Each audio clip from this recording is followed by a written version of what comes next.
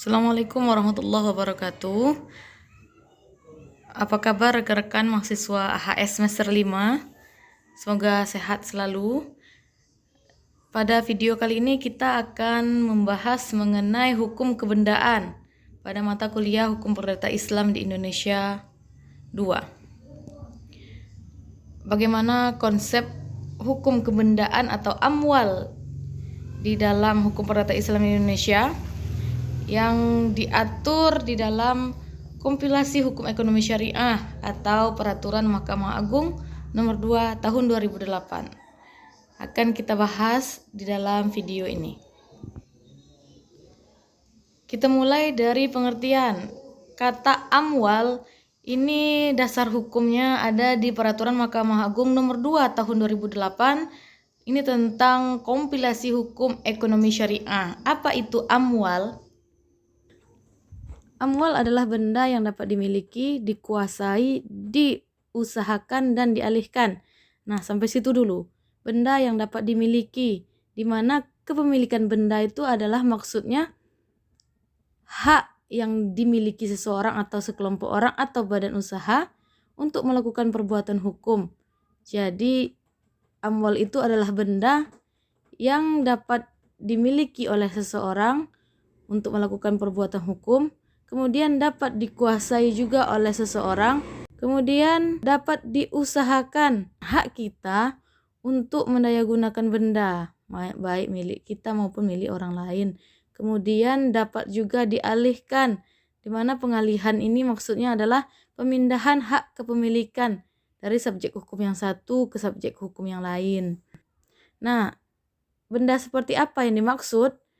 Benda yang dimaksud adalah baik benda berwujud ataupun tidak berwujud.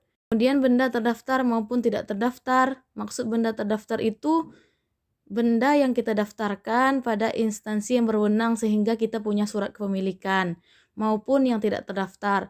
Nah, kalau yang tidak terdaftar ini adalah benda yang bukti kepemilikannya itu hanya berdasarkan alat bukti yang ada dari pertukaran atau pengalihan antara para pihak. Kemudian benda yang bergerak maupun tidak bergerak.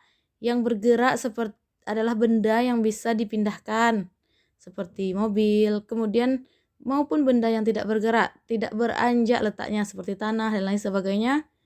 Serta yang dimaksud juga dengan amwal yang termasuk benda adalah hak yang mempunyai nilai jual atau nilai ekonomis. Nah, ini definisi amwal pada pasal 1. Selanjutnya kita lihat apa saja asas-asas atau dasar dari kepemilikan amwal di dalam hukum perdata Islam di Indonesia. Nah, ini berdasarkan pasal 17 Peraturan Mahkamah Agung nomor 2 tahun 2008 tentang kompilasi hukum ekonomi syariah. Yang pertama, asas amanah.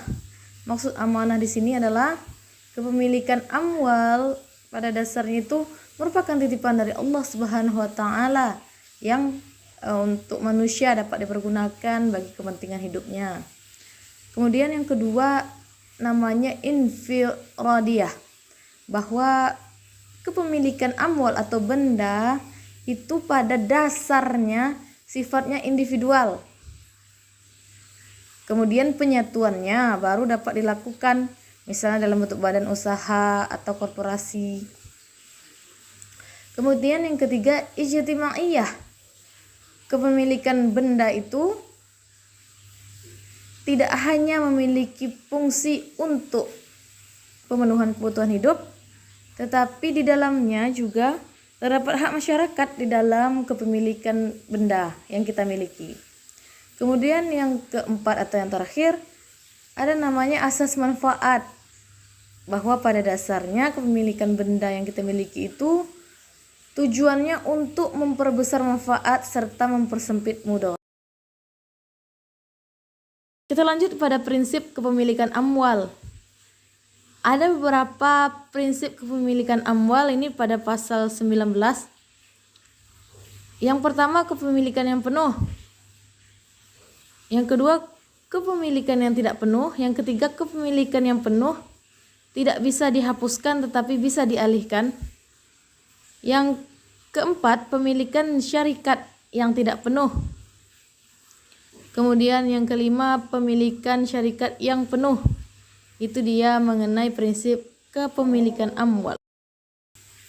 Selanjutnya ada pada pasal 18 Peraturan Mahkamah Agung nomor 2 tahun 2008 mengenai benda atau amwal dapat diperoleh dengan cara yang pertama melalui pertukaran, kedua pewarisan, 3 hibah, 4 wasiat, kemudian pertambahan alamiah, jual beli, luqatah, wakaf atau cara lain yang dibenarkan menurut syariat. Baiklah, untuk materi tentang amwal kita kali ini sampai di sini dulu. Selanjutnya bisa kita lanjutkan di WhatsApp group untuk tanya jawab. Assalamualaikum warahmatullahi wabarakatuh.